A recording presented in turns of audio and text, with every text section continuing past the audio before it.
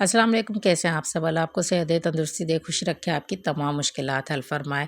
रमज़ान में पकोड़े, समोसे हो या चाट या रायता, हर चीज़ में काम आने वाली है आपको ग्रीन चटनी। हरी चटनी बनाने का इसको तरीका हम आपको बताएंगे। पूरे रमज़ान इसको स्टोर कैसे रखना है ये तरीका आपको बताएंगे।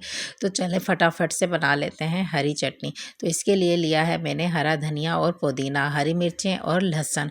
आपको जितनी क्वांटिटी में बनाकर रखनी हो आप उतना ले सकते हैं। तो हमने इसके लिए इस ग्राइंडर जार में इसको पीस लेंगे। इसमें हमने इसके लिए लिया 1 चम्मच ज़ीरा हम इसमें डाल देंगे और इसको ग्राइंड कर लेंगे। ग्राइंड करने के बाद ही हमने इसमें जो है वो काला नमक ऐड करना है, पहले नहीं करना। तो हमने 2-3 चुटकी इसमें काला नमक ऐड किया है।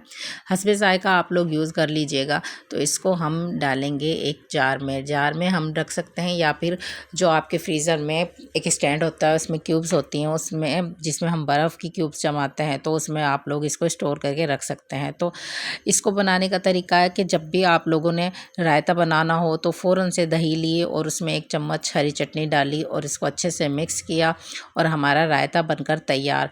ना ही कोई झंझट, जल्दी जल्दी से आप लोग जो हैं अफ्तार के टाइम बहुत मसरूफ़ होते हैं, तो इस तरह के काम जो है पहले से क्विक करके रख लिया करें।